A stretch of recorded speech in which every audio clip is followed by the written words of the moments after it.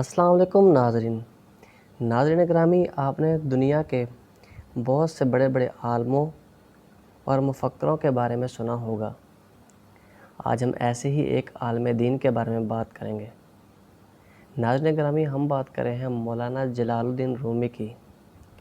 مولانا جلال الدین رومی کا پورا نام محمد لقب جلال الدین اور عرفیت مولانا رومی تھی۔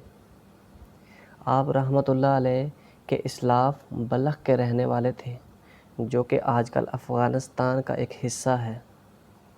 مولانا جلال الدین رومی 30 ستمبر 1207 ہجری کو بلخ میں پیدا ہوئے۔ آپ کے دادا حسین بن احمد خطیبی بڑے صاحب علم اور فاضل شخص تھے۔ آپ کے والد مولانا بہاؤالدین بھی بہت بڑے عالم اور ولی اللہ تھے۔ ناظرین گرامی، مولانا رومی جب اس دنیا میں تشریف لائے تو یہ وہ دور تھا جب اسلام شمالی افریقہ تک پھیل چکا تھا اور مسلمان یورپ کے دروازے پر دستک دے رہے تھے۔ برصغیر پاک و ہند میں شہاب الدین غوری کی حکومت قائم ہو چکی تھی، اور یہ وہ دور تھا جب اسلام کے دشمنوں نے اسلام کو مختلف قسم کی بنیادوں اور عقائد پر الجھا رکھا تھا، اور یہی وہ دور تھا جب مغربی فوجیں مسلم ممالک کی طرف بڑھ رہی تھیں اور شمال کی طرف سے تتاری سیلاب امڑ رہا تھا۔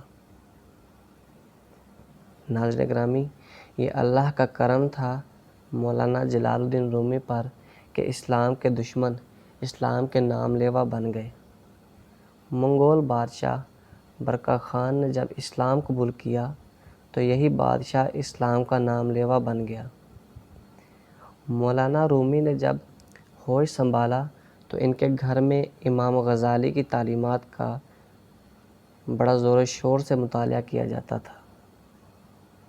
یہ وہ دور تھا جب بچوں کو قرآن اور حدیث کی تعلیمات کے ساتھ ساتھ دنیاوی علوم بھی سکھائے جاتے تھے۔